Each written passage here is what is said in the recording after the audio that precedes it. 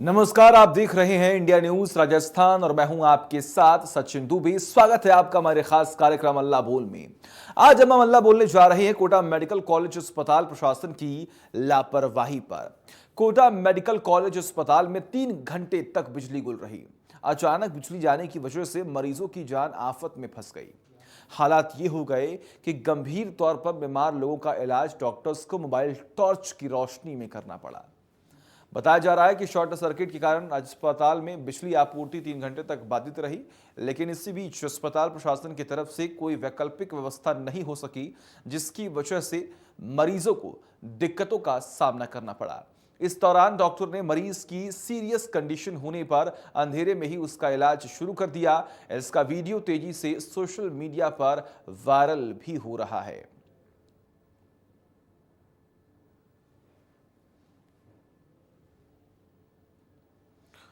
तो ये जो तस्वीरें आप देख पा रहे हैं, ये अस्पताल प्रबंधन की है।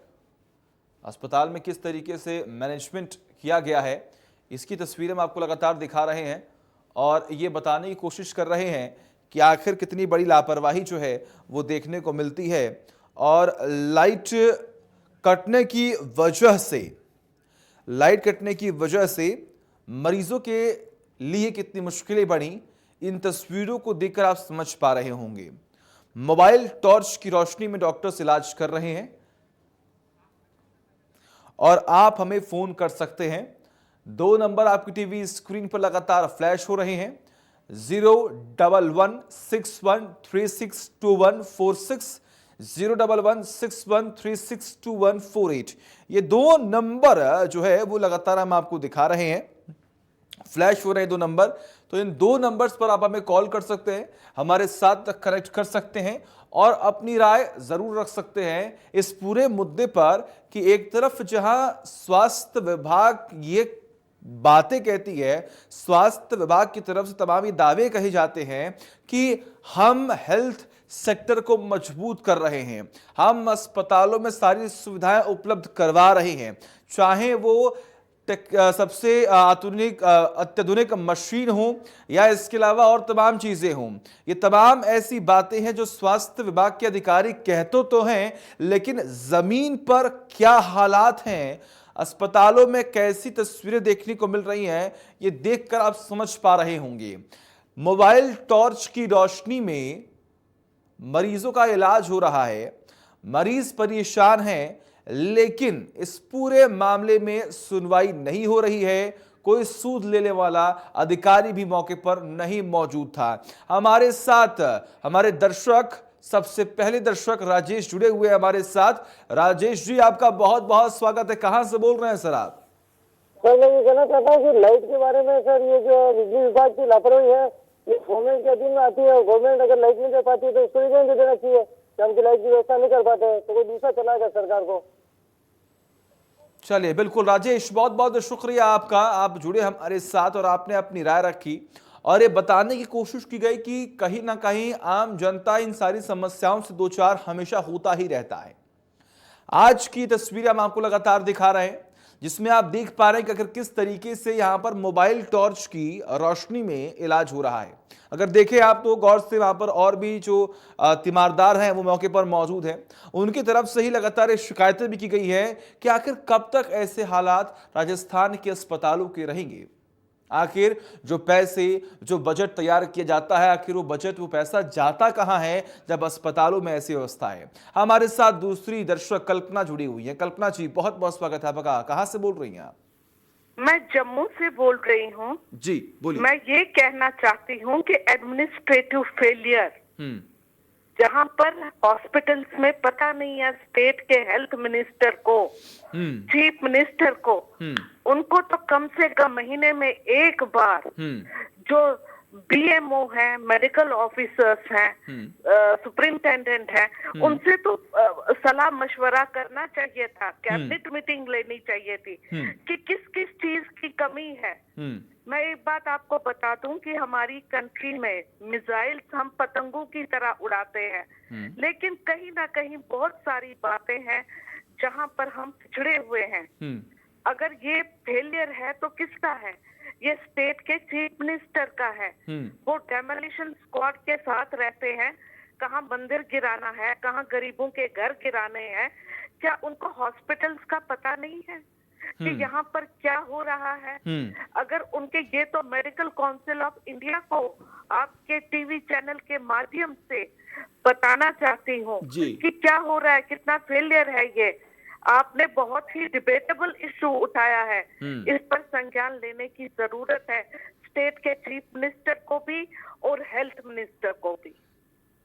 बिल्कुल, बहुत बहुत शुक्रिया कल्पना जी, आपने अपनी बात रखी और ये बताने की कोशिश की कि आखिर किस तरीके से जो ये तमाम अधिकारी हैं उनकी तरफ से भी कितनी बड़ी लापरवाही जो है वो देखने को मिलती है। जनता उन पर भरोसा करती है और कहीं ना कहीं उस पद की गरिमा को वो नहीं समझते हैं, जहां पर उनकी जिम्मेदारी है कि वो जाकर दौरे करें, अलग अलग अस्पतालों में जाएं, वहां पर ये देखें कि आखिर वहां पर किस तरीके से काम हो रहा है। जो सुविधाओं की बात कही जाती है, क्या वो तमाम सुविधाएं, क्या वो फैसिलिटीज वहां पर मरीजों को, तीमारदारों को मिल रही हैं, ये उनकी जिम्मेदारी है। हमारे साथ एक और दर्शक सुनीता जुड़ी हुई हैं, बहुत बहुत स्वागत है आपका, बोलिए, अपनी राय रखिए। सर, मैं ये कहती हूँ कि सरकारी महकमा कोई काम नहीं करना चाहता, चाहे डॉक्टर, चाहे नगर पालिका या कोई भी। अभी मतलब अगर ये लोग चाहें, इतने जहाँ पर इतने सीरियस पेशेंट होते हैं तो अभी तो बहुत सुविधा हो सकती है, सौर ऊर्जा लगवा सकते हैं इमरजेंसी के लिए, या वही चलता रहे तो भी कोई दिक्कत नहीं है। इतने इतने बजट पास होते हैं तब भी इनका कुछ नहीं होता। और दूसरी बात, हमारे यहाँ भी अभी 3-4 दिन पहले एक केस हुआ, ट्रेन में उतरते हुए किसी लेडीज की टांग कट गई, 1 घंटे तक एम्बुलेंस नहीं मिली, सिर्फ 5 मिनट का रास्ता है यहाँ से हॉस्पिटल का। और आखिर में लोग उनको 4 लड़कों ने हाथों में उठा के वो लेके गए हॉस्पिटल, बिल्कुल पैदल। तो कोई भी, अच्छा जो मिली वहाँ हॉस्पिटल में जाके जब आगे रेफर किया, एम्बुलेंस मिली, वो भी धक्का स्टार्ट नहीं हो पा रही थी, बहुत मुश्किल से स्टार्ट हुई, फिर आगे से आगे बीकानेर रेफर कर दिया। यहाँ भी जान छुड़ाते हैं अधिकारी, आगे से आगे रेफर करते जाते हैं। ठीक है, बिल्कुल, बहुत बहुत शुक्रिया जुड़ने के लिए और अपनी बात रखने के लिए सुनीता जी। तो सुना आपने किस तरीके से लगातार दर्शक जो है वो जुड़ रहे हैं हमारे साथ और ये बताने की कोशिश कर रहे हैं कि आखिर ये ऐसी समस्याएं हैं जिनसे रोज आम जनता को दो चार होना पड़ रहा है। उनके सामने ऐसी परेशानियां लगभग रोज देखने को मिलती हैं और वो अधिकारी जिनकी जिम्मेदारी है कि वो दौरे करके ये समझें, ये देखें, ये परखें कि आखिर अस्पतालों में क्या व्यवस्था है। बातें और वादे तो बहुत की जाते हैं, लेकिन जमीनी स्तर पर, ग्रास रूट लेवल पर कितना काम हुआ है ये देखने की भी जिम्मेदारी उनकी है। लेकिन आज इन तस्वीरों को देखकर हम ये समझ सकते हैं कि 70 से 75 साल हो चुके हैं हमें आज़ाद हुए, लेकिन आज भी मूलभूत सुविधाओं से लेस है वो आम जनता जिसने सरकार पर भरोसा दिखाया, जताया। उनको ये उम्मीद थी कि जो हमारे लिए ज़रूरी सेवाएं हैं सरकार उन्हें दुरुस्त करेगी, सरकार उनके लिए काम करेगी और जो बजट हर साल पेश किए जाते हैं वो लंबे चौड़े पन्नों वाले बजट, उसमें कुछ काम होगा। पेपर पर ही नहीं, जमीन पर काम होगा, ग्रास रूट लेवल पर काम होगा। लेकिन जब हम ऐसी तस्वीरें देखते हैं तो हमें यह समझ में आता है कि आखिर इस प्रदेश में, इस देश में हो क्या रहा है, कितनी मुश्किलें बढ़ रही हैं, आम जनता परेशान है। हमारे साथ एक और दर्शक ललिता जी जुड़ी हुई हैं, बहुत बहुत स्वागत है आपका, अपनी राय रखिए आप। और हमारे भी सरकारी अस्पताल में ऐसी लापरवाही हो रही है, जहाँ पे कूलर वगैरह खराब पड़े हैं, ठंडा पानी की जो मशीन है वो खराब पड़ी है, और जो पेशेंट आते हैं तो सफाई कर्मी उनको बोलते हैं कि डस्टबिन को यूज मत कीजिए, अपने घर से लेके आइए। ये कोई मतलब थोड़ी न हुआ उनका। सरकार किस लिए सुविधा देती है? सफाई कर्मियों का क्या मतलब होता है कि बूढ़े बुजुर्ग मरीज आते हैं, उनको बोलते हैं कि अपने घरों से डस्टबिन लेके आए, तो उनपे भी थोड़ा ध्यान दिया जाए। और हमारे पानी की सुविधा भी, मतलब सफाई कर्मचारियों तो पानी का ठंडा मिलता है पीने का, और जो पेशेंट लोग हैं उनको ठंडा पानी नहीं मिलता है, उनकी मशीन खराब करके रखते हैं बगड़िया हॉस्पिटल से। ठीक है, बिल्कुल, बहुत बहुत शुक्रिया जुड़ने के लिए हमारे साथ और अपनी बात, अपनी राय रखने के लिए।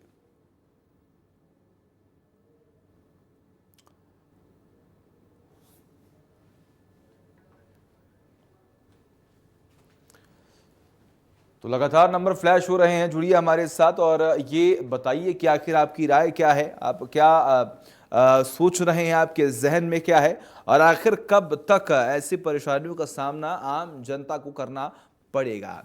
बड़ी बात यह है कि आज हमने ये मुद्दा उठाया है सिर्फ इसलिए कि आप अपनी आवाज बुलंद कर सकें।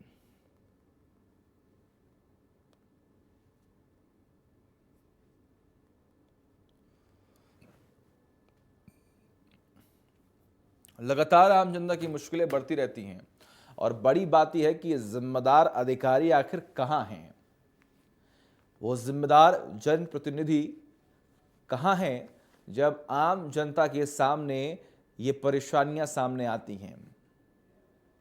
आप खुद सोचिए कि जब मरीजों का एक तरफ इलाज चल रहा है और वहां पर बिजली कट जाए और 3-4 घंटे तक बिजली न आए तो आखिर ये कितनी बड़ी लापरवाही है। क्या वहां पर कोई जनरेटर की व्यवस्था नहीं थी?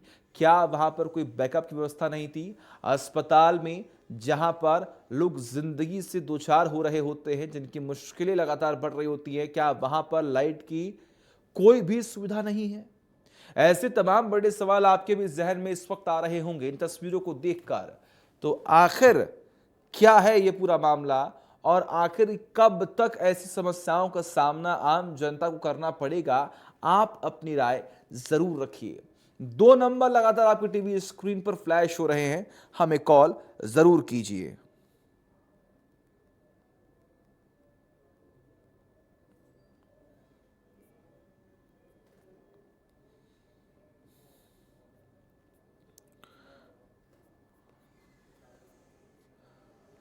तो कॉल कीजिए और हमें बताइए कि आखिर आपके जहन में, आखिर आपके मन में कौन कौन सी बातें चल रही हैं। क्योंकि 3 घंटे तक अगर किसी अस्पताल में बिजली गुल रहती है तो सोचिए कि जो मरीज आईसीयू में होगा या फिर जो मरीज वेंटिलेशन पर होगा या फिर कोई मरीज ऑक्सीजन ले रहा होगा, आखिर उसके सामने कितनी परेशानी होगी। आखिर वो किन परिस्थितियों से गुजर रहा होगा, मेंटली प्रेशर कितना होगा उस पे। ये तमाम ऐसी बातें हैं जो कहीं ना कहीं आप भी समझ पा रहे होंगे क्योंकि आपने भी ऐसी समस्याओं का सामना किया है। आप इंतजार मत कीजिए, हमें तुरंत कॉल कीजिए और बताइए कि आखिर आपके जहन में क्या है और उसका समाधान होगा तो कैसे होगा।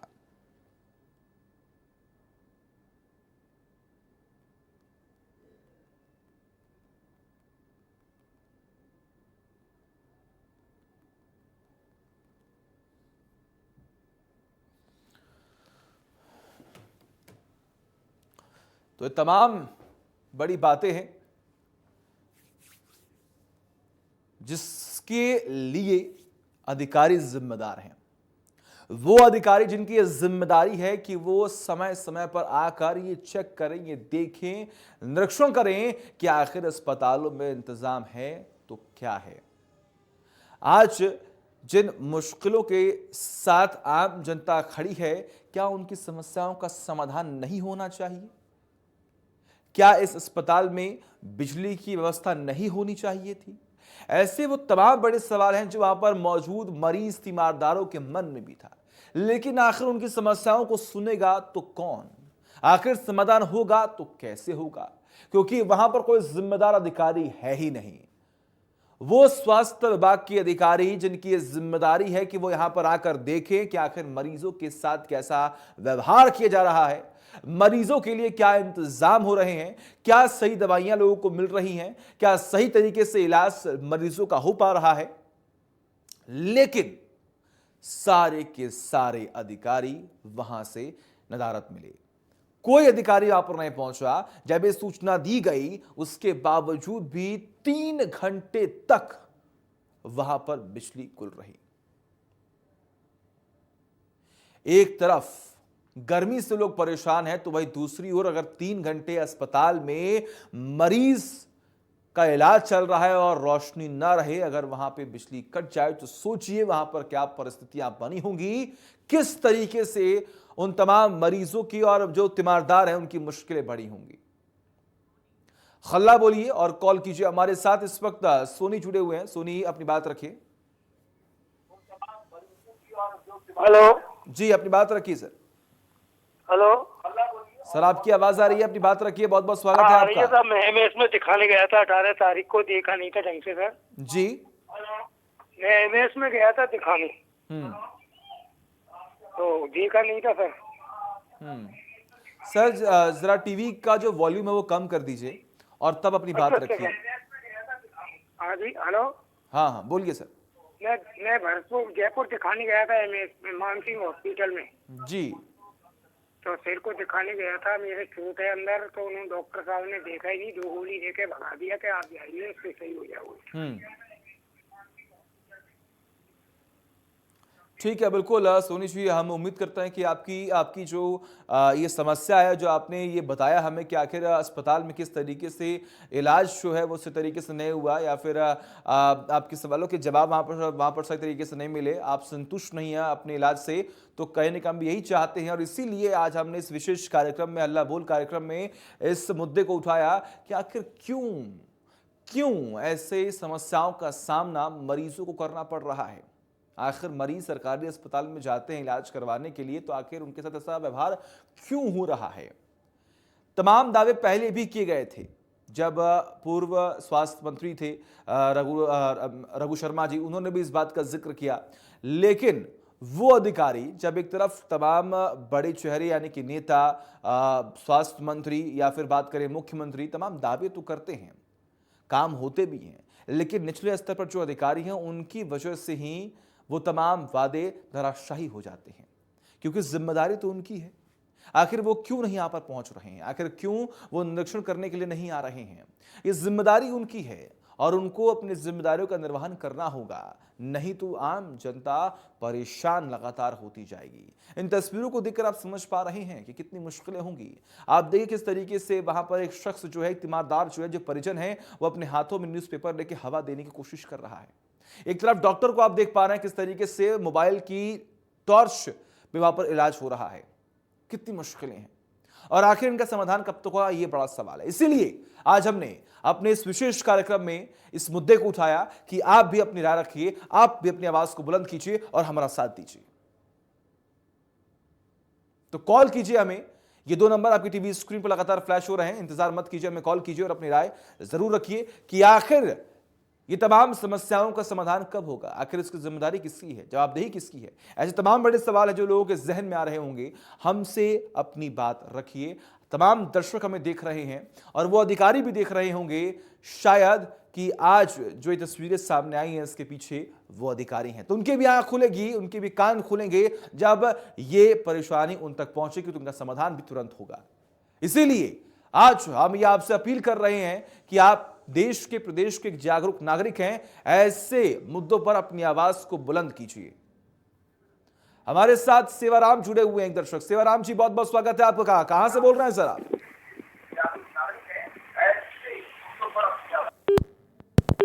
चलिए, हमारा संपर्क जो है वो टूट गया है, लेकिन इस बीच आपको ये भी जानकारी दें कि लगातार दर्शक हमारे साथ जुड़ रहे हैं, वो अपनी राय रख रहे हैं और आपने सुना किस तरीके से वो जो एडमिनिस्ट्रेटिव की तरफ से लगातार कार्य होते हैं, वहां पर वो लूप होल्स हैं और उन्हें सही करने की जरूरत है। वो अधिकारी जिनकी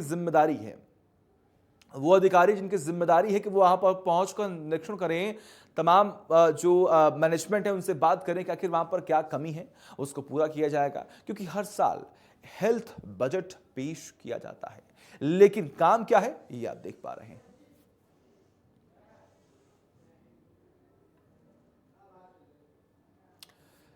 तो आप लगातार इन तस्वीरों को देखिए और ये समझ पाना है कि आखिर किस तरीके से यहाँ पर लगातार जो मुश्किलें हैं वो लोगों की बढ़ रही हैं। 2 नंबर लगातार हम आपको दिखा रहे हैं, फ्लैश हो रहे हैं 2 नंबर, आप उन 2 नंबर पर कॉल कर सकते हैं हमारे साथ। नंबर आप देखिए किस तरीके से फ्लैश लगातार नीचे जो है वो हो रहे हैं।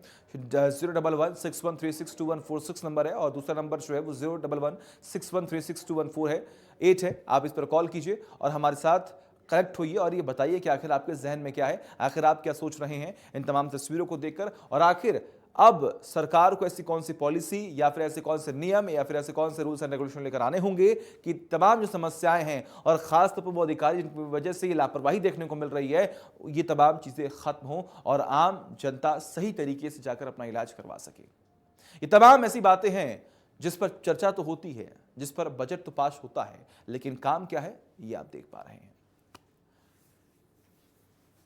तो फोन लगाइए, 2 नंबर आपकी टीवी स्क्रीन पर लगातार फ्लैश हो रहे हैं। 3 घंटे तक बिजली जो है वो गुल रही है और अब जिस तरीके से ये मुश्किलें बढ़ रही हैं, इनका समाधान होना जरूरी है। आज इसीलिए हमने इस विशेष कार्यक्रम में कॉल किया, ये मुद्दा उठाया। तो इंतजार मत कीजिए, हमें कॉल कीजिए। हमारे साथ इस वक्त एक दर्शक वेद जुड़े हुए हैं। वेद, बहुत बहुत स्वागत है आपका, अपनी बात रख सकते हैं आप, बताएं। मेरी मैंने इसमें दिखाने गया था सर, देखा नहीं था तो गोली रखी हुई थी। मैं हॉस्पिटल में गया था, बैंक में 18 साल सरकारी हॉस्पिटल में गया था। मेरे सिर में क्या है, दर्द होता है सिर में और मेरी गांठ आ रही है। तो डॉक्टर ने 2 गोली लेके और कह दिया कि आप जाइए। मेरी चेकअप सब, मेरा दर्द होता है, उल्टी भी होती है मेरे लिए, पर उन्होंने कुछ चेक भी नहीं किया, गोली दे दी 2। ठीक है, बिल्कुल। बहुत बहुत शुक्रिया आपका जुड़ने के लिए और आपने अपनी राय रखी, बहुत बहुत शुक्रिया इसके लिए। तो आज इस विशेष कार्यक्रम ने हमने मुद्दा उठाया कि आखिर किस तरीके से हॉस्पिटल्स के मैनेजमेंट में खराबी देखने को मिल रही है और जरूरी है कि तमाम समस्याओं का समाधान होना चाहिए। हल्ला बोल में मेरे साथ बस इतना ही। देखते रहिए इंडिया न्यूज। नमस्कार।